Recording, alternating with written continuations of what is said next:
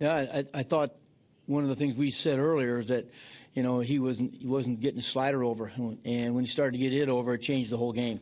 And you're right, he stayed with it and kept using it, but we thought that was a big difference. No longer could they just hunt the fastball. He was getting other pitches in the strike zone. So when he does that, he's really tough to hit. How much of a sign of maturity is it when the guy doesn't have certain things early in the game that he sticks with it, and how much is that also about Rene Rivera just continuing to put the signs down for him? Well, that's true. Rene did a nice job today making sure he pitched, but that's kind of the philosophy we talk about it all the time with Jake last year, a couple of years ago when he first came on the scene.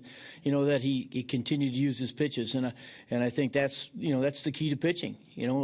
Never have some doubt in the hitter's head that what you're going to throw, and if you can do that, you're going to have some success, because there's no way you can be, as a hitter, you can go up there and look for 2 or 3 different pitches. You got to single something out, and when you're a pitcher and get something else over, you're going to get some outs.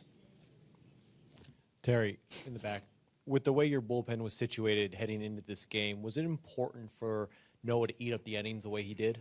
It was, very. He was, Dan and I had talked before the game, and he was going to go at least, if we needed him to do over 115 if we had to, because we had to get deep into the game. We had Jim, we had Jerice, and we had the 2 lefties, and that was it. Because we wanted to make sure we save Verrett, because we aren't sure. You got to look down the road to where you might need some length here. So did a great job, and that's, when you looked up and you got you through the 7th inning, I saluted him, because I'll tell you, going out there in that 1 inning, you could kind of tell even in the last inning, even though his velocity was good, that late life was, really wasn't there, but he made pitches when he had to. You talk a little about your bullpen. You've used a lot of different guys in the 7th and 8th inning, and you've had success with a whole bunch of them, but focus on Henderson. Can you talk about what he's given you in terms of depth to go to another guy in the 8th inning that you can go? Well, Rich, we've talked a lot about the importance of having guys who've closed, where they don't get caught up necessarily in big situations, because they've all been there. And I look at Addison, I look at Jim Henderson. Bastardo's really pitched the 8th and 9th innings before, so they're not intimidated by situations. They know that they have to make pitches, and once in a while, you don't necessarily get the big out you need, but they aren't caught up in that. And I think Jimmy Henderson is, if we proper rest, is going to be a real dynamic guy as we get into the middle of the summer, because you showed it today. He's 94, 96, good slider. Still we got to still watch the shoulder a little bit because of the surgery he's coming off of. But if we give those guys proper rest, they get big outs. Terry, there are certain points during a season where you need a big game from your starting pitcher. How much this year has Syndergaard evolved from a guy that you hope can give you that to someone that when he takes the mound he's going to give you? Tony, we said it yesterday. Even with Jake 5 innings, Matt didn't give us deep in the game. Bartolo didn't get us deep in the game. And we said last night, this kid's got to get us deep in the game tomorrow. He's got to step up and give us an outing, and he did.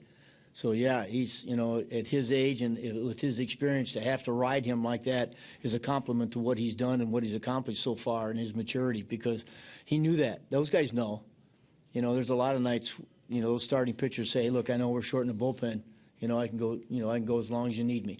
And he didn't say that today, but he knew he had to do it.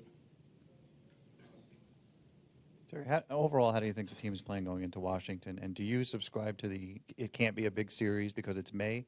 Yeah. Theory? Yeah, I mean, that's what we said the other day. And, we got to go in. We're going to try to win a game. We're going to go in there and, but, with what we've got going on right now, hopefully tomorrow night, Bart gets us deep into a game tomorrow. So, again, we can kind of protect our bullpen and where they can take a deep breath, and we don't keep having to ask 2 innings out of everybody. So, but we're going to go in there and coming off end of a nice homestand, we got to get ready to go play them. Terry, anything more on Duda? Yeah, the tests came back.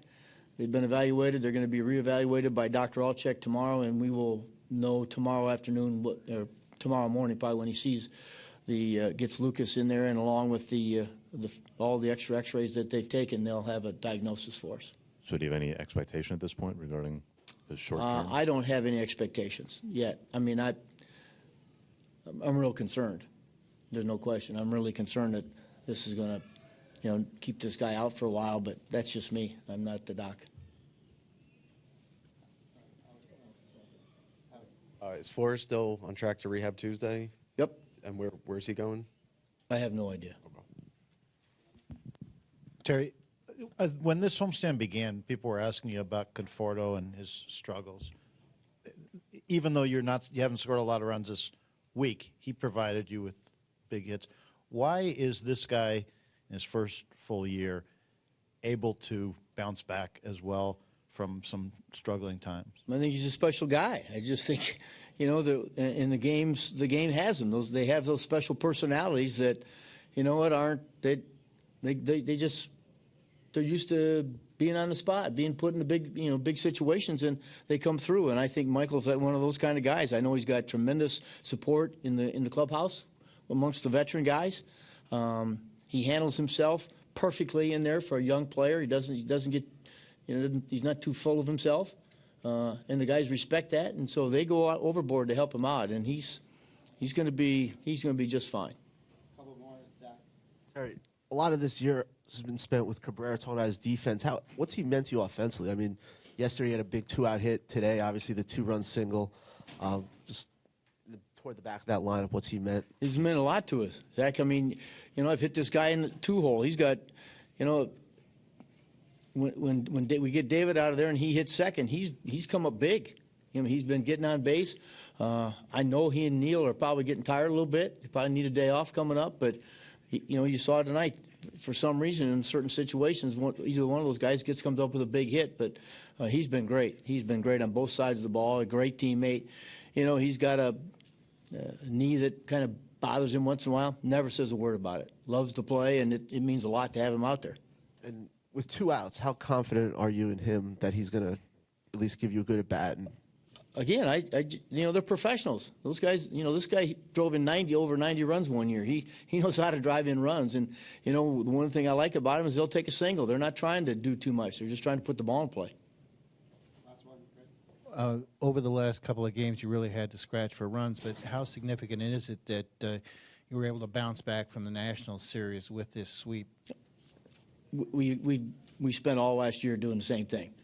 We'd have a tough series, and, everybody's writing us off, and we'd bounce back and play good, win 6 out of 8 or 6 out of 9 or something. This is the big leagues. You cannot let yesterday get to you. You better be ready for tomorrow because you've got another challenge on your hands.